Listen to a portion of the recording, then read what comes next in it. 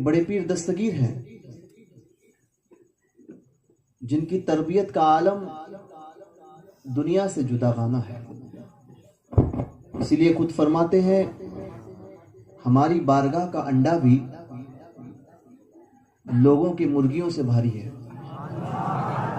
असरार शरीफ की रिवायत है ना मुफ्ती साहब। यानी बड़े पीर दस्तगीर की बारगाह की तरफ जिसने कदम बढ़ा दिया, बुजुर्गों ने फरमाया है कि अभी वो सिलसिले कादरिया में दाखिल ही हुआ है, दीगर पर उसकी फजीलत ऐसी है कि जो आखिर में लोग औराद व वज़ाइफ और चिल्ला कशी के बाद में पाते हैं, कादरी गौस पाक की निस्बत से कदम रखने के बाद पाता है।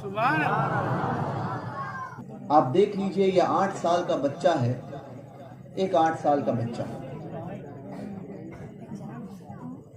उस 8 साल के बच्चे का आलम यह है कि बगदाद में एक शख्स ने एक मिंबर बनाया। मिंबर बहुत खूबसूरत, कई साल की मेहनत लगी उसको उस मिंबर को बनाने में, तराशने में। तराश कर बहुत अच्छे अंदाज में उसने उस मिंबर को तैयार किया। इतना खूबसूरत मिंबर बनाया कि जो कोई देखता उसे देखता रह जाता।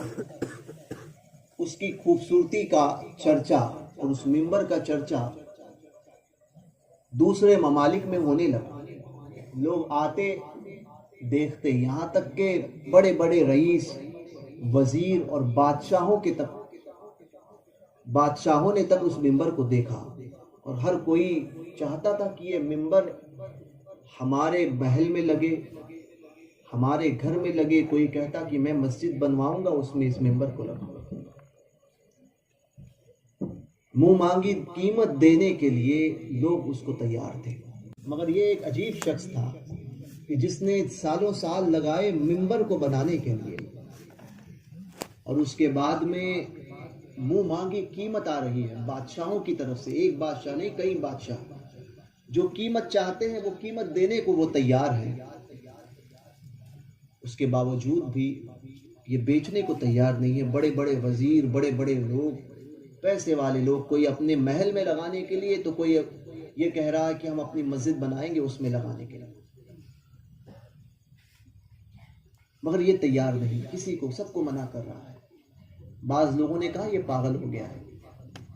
तो ये 8 साल का बच्चा है जो उस मिंबर को गौर से देख रहा है।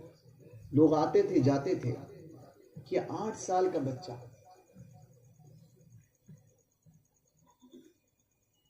उस कारीगर ने उसकी तरफ देखा कि ये बच्चा इसको इतनी गौर से क्यों देख रहा है।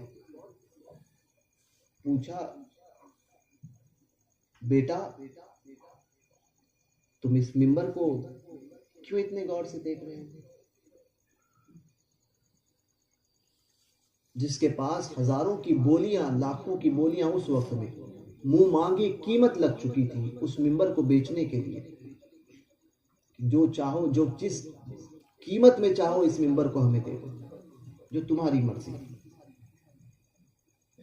उसने किसी को नहीं दिया। अब वो बच्चे को पूछ रहा है 8 साल के, बेटा क्या देख रहे हो इसमें? तो कहा कि ये मिंबर अगर मुझे दोगे आप, मुझे ये मिंबर खरीदना है। तो कहा खरीदोगे? कहा हाँ। तो क्या कीमत क्या दोगे? बोले कीमत तो मेरे पास नहीं है। तो अच्छा, कीमत नहीं है तो इसको खरीद कर करोगे क्या?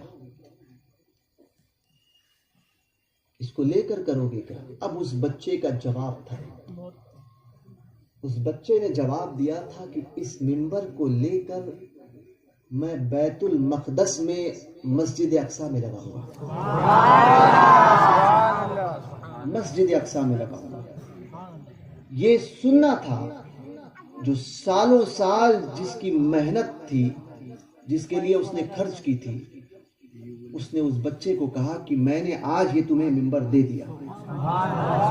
एक 8 साल का बच्चा है जिसकी क्या शऊर है, जिसने सिर्फ कह दिया कि मुझे मस्जिद अक्सा में लगाना है, बैतुल मक़दस में लगाना है। लोगों ने पूछा तुम पागल हो गए हो, 8 साल के बच्चे को मिंबर दे रहे हो? कहा कि मेरी मेहनत वसूल हो गई, सुभान अल्लाह, सुभान अल्लाह, मैंने इसी काम के लिए इस मिंबर को बनवाया था। सुभान अल्लाह, सुभान अल्लाह। ये बच्चा अगर इसको ना भी लगाए तब भी इसका ये कहना मेरे लिए काफी हो गया कि मैं तो बैतुल मक़दस में इसको लगाऊंगा। सुभान अल्लाह, सुभान अल्लाह। मगर उस कारीगर की वो मेहनत भी काम आई और उस 8 साल के बच्चे ने बड़े होने के बाद में जवानी में उस 8 साल की बात को भूला नहीं। क्या बात, वजह क्या थी? क्योंकि माँ बाप की तरबियत थी, बेशक बेशक। और एक वजह ये थी कि बड़े पीर दस्तगीर के उंगलियों के वाह, पंजे के 3 उंगली के निशान सुभान अल्लाह, उस बच्चे के गर्दन पर थे। सुभान अल्लाह, सुभान अल्लाह। और सारी दुनिया ने उस बच्चे को सलाहुद्दीन अयूबी के नाम से सुभान जो फातहे बैतुल मक़दस बना। सुभान अल्लाह।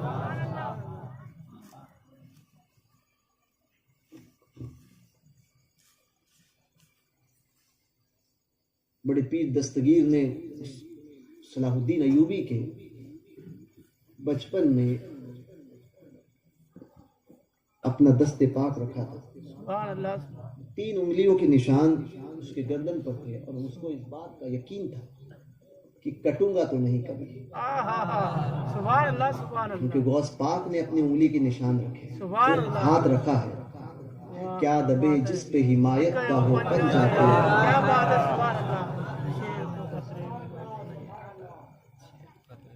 क्या दबे जिस पे हिमायत का हो पंजा तेरा, वाह, शेर को खतरे में लाता नहीं कुत्ता तेरा। सुभान अल्लाह, यही बड़े पीर दस्तगीर सुभान अल्लाह। मैं अपनी गौस पाक ने कैसे संभाला।